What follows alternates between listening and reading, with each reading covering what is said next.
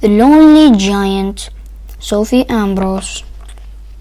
In a cave on top of a crag, in the middle of a huge forest, lived a giant. The giant spent all day after day, doing what giants do, pulling up trees as though they were weeds, heaving and hurling huge logs like spears, and smashing and mashing mountains.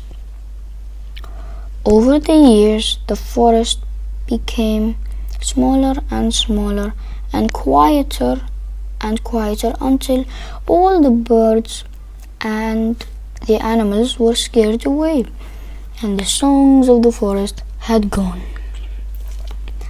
At night, the giant sat alone in his cold cave. "How quiet everything is," he said with a sigh.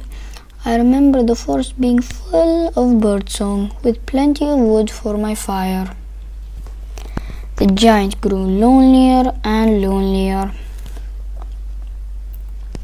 Then one day, when the giant was hard at work bashing and smashing, a little yellow bird appeared. She followed the giant all day long, singing to him. The giant enjoyed the little yellow bird singing so much that he caught her and put her in a cage. "Now you can sing to me whenever I want," he said. "I won't be lonely anymore." But the little yellow bird grew sad, and the sadder she got, the less she sang. Soon she was too sad to sing at all. Gently, the giant helped the little yellow bird out of the cage and said, "I'm sorry." The next morning, when the giant looked for the little yellow bird, she had gone. That day, the giant walked and walked, looking for the little yellow bird, but there were no birds, or trees, or plants to be seen. "If only I could bring them all back," he said. "I must fix what I've broken." The giant worked hard to rebuild the forest. He sowed seeds and he planted trees. He mended mountains. Then the giant watched and waited. Slowly over the years, the forest became bigger and bigger and noisier until all the birds and animals came back to their beautiful green home. And the forest blossomed with life again. The giant wasn't lonely anymore. He was happy at last. And so was the little yellow bird whose song filled the forest all day, every day.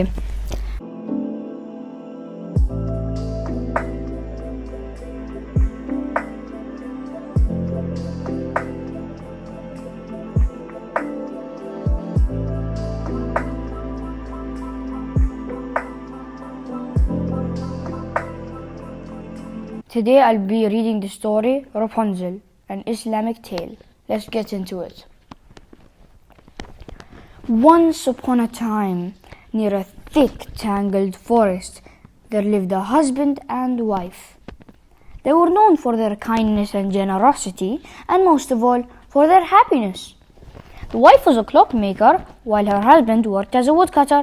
It was the wife's way that with every adjustment of a wheel or spindle, she would whisper, "Bismillah." It was the husband's way that with every swing of his axe, he would say, "Alhamdulillah." Every morning they began their day offering Fajr and reading verses from a leather-bound Quran. The couple loved Allah and felt very blessed. Their cottage was next to a mansion which had a beautiful garden with all sorts of delicious fruits and vegetables. The mansion and garden belonged to a rich but hard-hearted woman known as Shunaleng, who they occasionally saw, but only in the darkest hours of the night. Shunaleng, however, often saw the woodcutter and his wife from one of her many windows. She seethed with jealousy whenever she heard the laughter of the wife. Years ago, She had hoped that the woodcutter would come to ask for her hand in marriage, but he never did. Instead, he won the heart of a happy clockmaker. Shuneleng had never forgotten, and she often wondered how she could create misery in their lives. She constantly wished the very worst for them.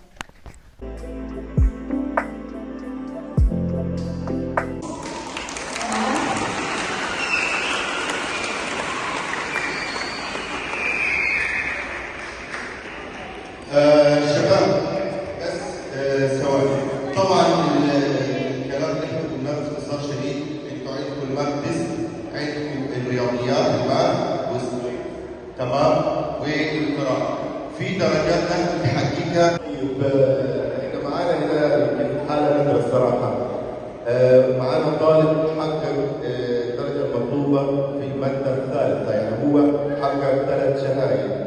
هو الطالب فهد محمد الأمين.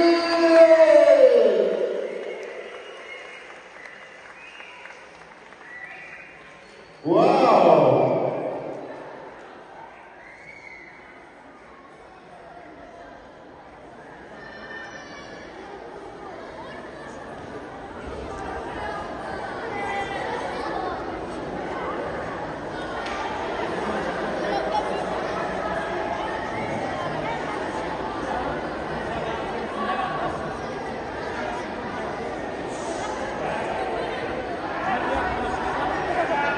All right, back up here, please. You won the reading competition.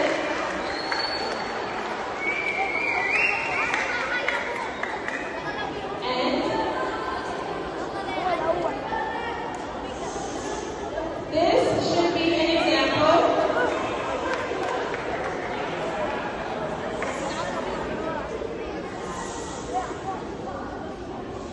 We're waiting.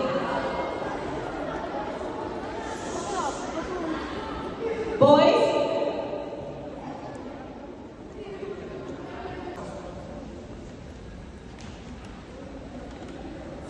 this should be an example of what an excellent student is. Because he takes his time to read at home, his reading scores are up, his math scores are up, and his science scores are up. There are about 300 of you, and I would like to see more than just one. So this is a great example, and I would like you guys to put a round of